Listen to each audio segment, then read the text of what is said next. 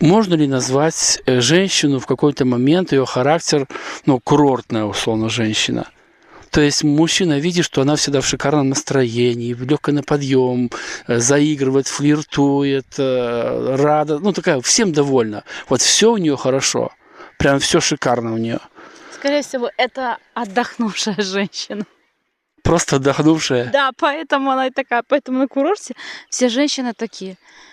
Да, для этого достаточно посмотреть фильм «Любовь и голуби».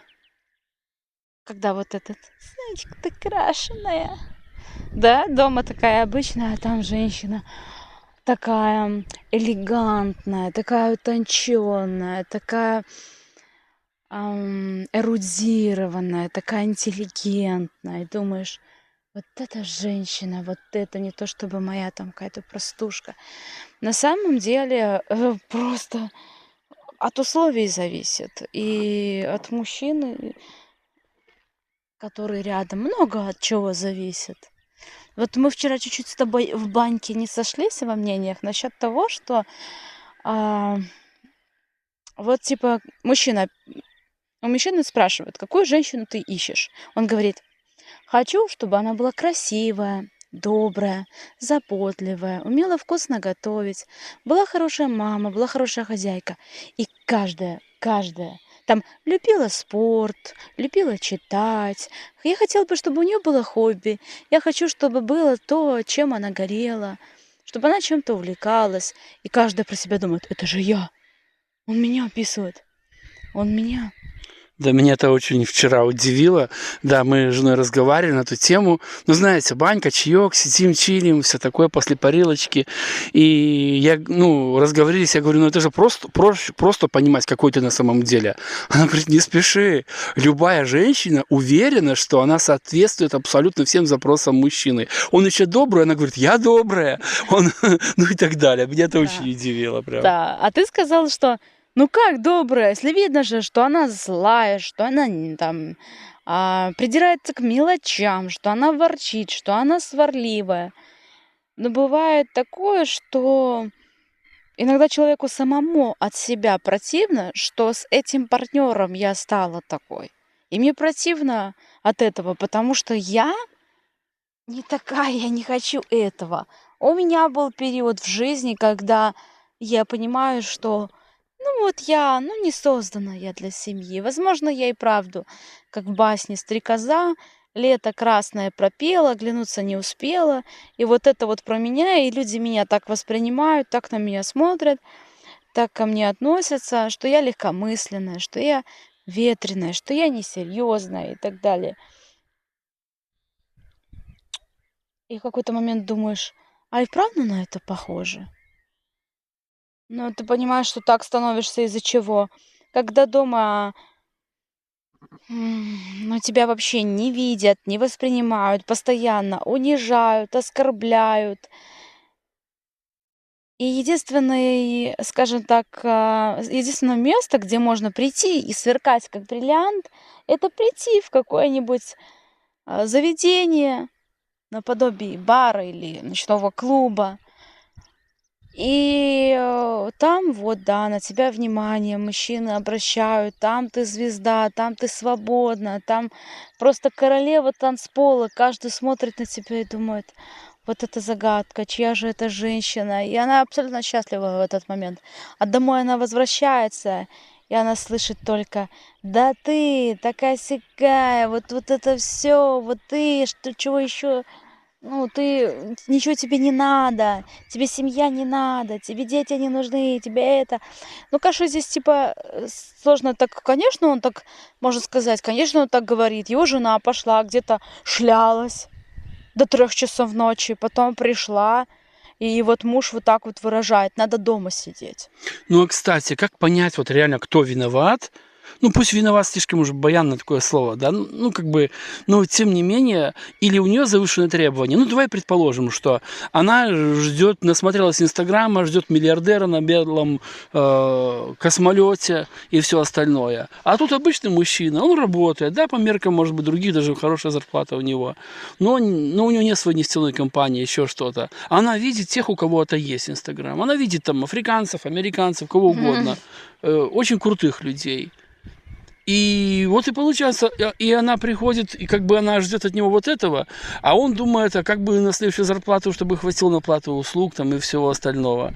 И как здесь поделить Тогда вину она и условно? будет и в клуб вырываться для того, чтобы найти потенциально более богатого, более успешного, более выгодную для себя партию. Это чуть уже как будто бы другой типаж.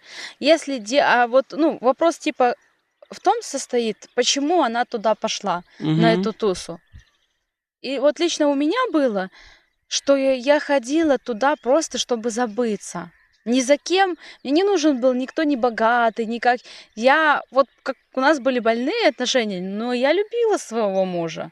Мне очень было обидно, меня очень сильно ранило, что он не ценит, что постоянно унижает, постоянно оскорбляет. И вот это меня очень обижало. И, конечно, когда ты приходишь в другое место, и там тебя, скажем, обращать все внимание. любят в этот вечер, тебя там все, ты звезда. И тебе этого не хватает, и ты приходишь туда. Немножко подпиталась, вернулась домой, и у тебя опять хватает еще немножко, ты вот напиталась, скажем, этой энергией, и домой ты приходишь, и есть какое-то время тянуть эту лямку еще в одиночку. Потому что с обратной стороны нету никакой поддержки, нету никакой благодарности, никакой позитивной обратной связи. Только негатив. И тебе же нужно жить. У вас есть ребенок, есть семья. Нужно же тянуть это как. Если от партнера ты ничего не получаешь, тебе приходится жить в мире своих иллюзий, в мире своих фантазий, где-то там черпать откуда-то. Тебе же нужна энергия, чтобы дальше носить эти розовые очки. Чтобы дальше верить, что у вас все окей, все на мази. Потому что невыносимо уже. Уже слепой увидеть, что у вас все плохо. Хорошо. А если предположить, что вот нас сейчас смотрит мужчина, который видит дома, грубо говоря, затюканную жену, жизнь затюканную, прибитую бытом, всем остальным, он смотрит на других, чужих, в Инстаграм, на курорте, неважно, и он думает, вау, мне бы такую. Скажи, у него есть шанс увидеть своей жене вот эту курортную женщину, условно, в хорошем смысле, я не в плохом, я не про флирт, не про что-то, я про настроение, что вот она такая, прям вот, чтобы была на облаках. Возможно ли это в обычной жизни? Я бы сказала что это возможно, но это зависит вот как с почвой. Есть плодородная, есть нет. Женщина есть благодарная, есть нет. Если ты имеешь дело с благодарной женщиной, ты в нее что вложишь, она тебе воздаст. Вот посеял, она взрастит это семя и отдаст тебе с благодарностью. Все время, которое ты уделил, по сути, те деньги, которые ты на нее тратишь, это инвестиции в вашу семью, в ваше счастье. Подарил ей там какой-то отдых, оплатил ей маникюр, оплатил ей прическу, оплатил ей поход там к визажисту, к примеру, чтобы дал ей возможность, чтобы она пошла, купила себе какое-то там платье и так далее. И, конечно же, это крыляет. Самое главное, это я так говорю в общем, но женщины разные, и потребности у всех разные. Например, если у нее хобби там лепить что-то из глины, купи ей какие-то штуки для лепки там, или купи ей глину, она будет счастлива. Просто нужно слышать ее и понимать, в чем она нуждается, какие конкретно у нее потребности, потому что такой думаешь, наслушался каких-то рилсиков. Так, все говорят, надо подарить поход в спа. А, например, спа это вообще не ее. Говорит, если бы ты мне книгу подарил, я была бы счастлива. Но мне не нравится спа, но мне не нравится, когда чужие люди меня касаются. Ты же знаешь. И вот она с обидой скажет, мы с тобой живем 15 лет. 15 лет я говорю тебе, что вот у меня такая особенность. Я не хожу ни к маникюрщице, ни к парикмахеру, ни к массажисту, потому что для меня критично, когда меня касаются чужие люди. Я этого не переношу. Ну, то есть, грубо говоря, ему нужно понять ее реальные потребности, а не то, что он себе надумал, что ей нравится. Конечно. Знаешь, я никогда не забуду насчет подарков, как мы с тобой поженились. Это вообще интересная история. Знаете, что для меня была фишка. Мне казалось, что подарок – это только тот, который сюрприз. Все, что не сюрприз, это не подарок. Это типа она уже знает. Ну, я уже взрослый, и вот мне уже почти 50, да, и я всегда так думал. И вдруг Настенька говорит мне однажды: Виталик, знаешь, мне классно подарок, но классно, если бы я сама могла выбрать подарок. Вот то, что мне реально важно, мне важен не сюрприз, а по факту удобный подарок, который действительно мне нравится. Мне сначала, удивление пришло такое, думаю, ну как это? Это же не подарок. Но вот в процессе уже жизни я вдруг понял, шикарно, я был очень сильно неправ. То есть, да, какую-то сумму мы готовы, скажем так, потратить на подарок, идем с ней, она себе выбирает точно, что ей надо идеально. И это просто шикарно, я вижу свет в твоих глазах, прям все, что тебе зашло, ты очень довольна. И я помню, было пару моментов, где я просто подарил тебе, такая, норм, но это было не то, что ты вот совсем бы хотела. Короче, я о потребностях. Узнать реальные потребности, как ты Да. сказала, очень классно было бы. Даже с подарком вот почему так было? Потому что если какое-то долгое время ты находишься в такой обстановке пренебрежения, и с тобой не считаются, с твоим мнением не считаются, это становится очень болезненным и таким триггером. И человек хочет от души сделать тебе приятно, подарить тебе подарок.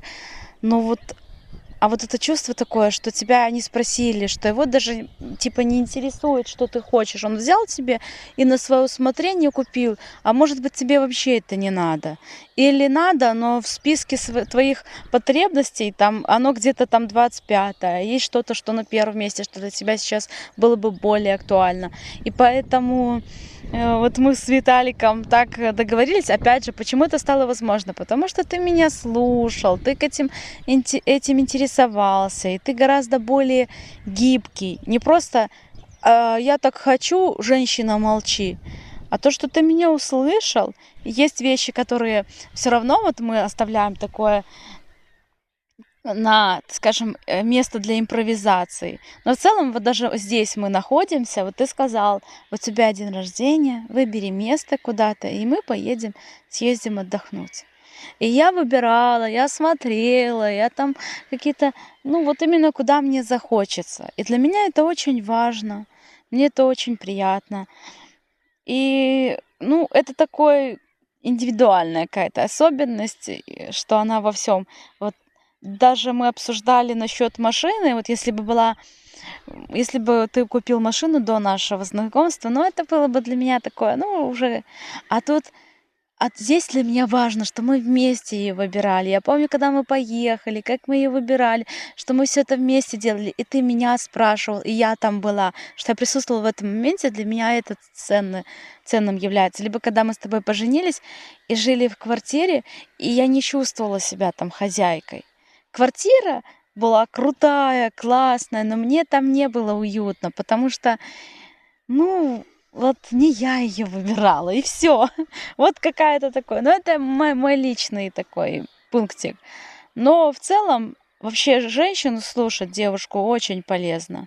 Я здесь хочу сказать, что часто у мужчин бытует мнение, что если не по-твоему что-то вышло, если не ты сказал, ты теряешь. Друзья, прям вообще нет. Вы бы знали, какую обратку я получаю, и сколько наверх, гораздо больше того, когда просто жена счастливая, довольная, и, это намного больше, в разы больше. И я хочу сказать для мужчин, что кто-то из вас, если реально вот подумает, можно ли что-то сделать дома в своей семье, мне понравилось, как ты сказала, что разная как почва бывает, и разные жены бывают. Есть благодарность неблагодарная. Попробуй найти другой подход. Попробуй узнать ее реальные потребности. Не как тебе по-мужски кажется. Кулаком по столу я сказал, или я знаю, что тебе так лучше, за нее. Позвольте ей порешать хоть какой-то моментик. Если вы такой уже крутой специалист по отношениям дома, по власти, по прям мужскому всему, попробуйте немножко дать кое-что порешать жене, по крайней мере, что касается ее лично. Обратка просто шикарная. Я вас уверяю, и можете оставить даже, если у вас были такие примеры, или отрицательные, положительные, можете написать комментарии под этим видео. Мы обсудим потом. Это прям очень интересно. Мгм. Вот, короче, мы немножко отдыхаем, гуляем, решили записать небольшой подкастик на природе. Это Вилейское водохранилище. Знаете что? Просто 100 километров от Минска, словами даже не передать, как здесь красиво. А давай Как здесь? сходим на такой причал, который мы вчера ходили. Мне кажется, что там будет очень круто. Давай, да. И, короче, получается, что как бы мы ни старались, мы думали, что мы хорошо, но иногда мы услышим какую-то мысль со стороны, какую-то идею, и прям все может в жизни измениться. Я когда-то... Вообще, кстати, все советы людей я считал, очень уж предвзятыми, личными только. И я не верил, что кто-то может помочь каким-то советам. Мне казалось, что единственное, что может помочь человек, когда тебе совсем плохо, тебя укатывает, просто выплакаться ему условно, пожаловаться на судьбу, выговориться, и тебе легче, и все, на что способен человек. Все остальное, я и сам с усами, все такое. Но оказалось, что когда тебе кто-то скажет совет какой-то, и ты можешь попробовать его применить, это меняет всю твою жизнь. И за последние годы моя жизнь совершенно другая. И, кстати, во многом благодаря поддержке, а даже не во многом, в большинстве благодаря поддержке моей женщины. Настюш, спасибо тебе, я просто бесконечно благодарен, что ты со мной. Так у меня же муж какой, подготовленный жизнью, можно так сказать. Потому что ты очень внимательный, очень заботливый. Ты не относишься с каким-то сарказмом и скептицизмом к тому, что я говорю, такой, мало ли, что там женщина, глупая женщина что-то там сляпнула. Разве стоит слушать? Потому что многие мужчины, к сожалению, вот так и относятся. И мне очень приятно, что ты проявляешь такой интерес и слушаешь. Я не могу сказать, что ты глупая. Это как-то невозможно сказать. Как это? Возможно. Нет. Если ты свято веришь в то, что все женщины — это друг человека, просто какое-то создание, тогда такое возможно. Я просто хочу котиков сфоткать. Хорошо, любимая, все. Короче, друзья, спасибо, что были с нами. Мы еще на причал зайдем. Да, мы сейчас еще снимем одно видео, следующее публикуем, продолжим тему, но на этом, наверное, чтобы для удобства обработки я это видео уже тормозну. Скажу одно, что найдите время побыть со своей любимой наедине, без всякого пафоса, понтов, просто от детей сбежать. У нас дома 2 сына, мы сбежали от них. Взрослые парни у нас уже достаточно, все. Но мы хоть на пару деньков Так классно. Классно побыть вдвоем, просто вдвоем. Все, всем хорошего дня, вечера, утра, ночи, когда вы нас смотрите. А мы с любимой дальше. Она вообще очень много снимает видео. И здесь котики такие интересные, и не только. Звуки вообще, я думаю, что микрофон не передаст, но здесь прям невероятно шумно. Чайки, гуси, утки, и совы ночью прям все здесь орет, кажется, всю ночь. Это отдельная тема. Все, всем пока-пока.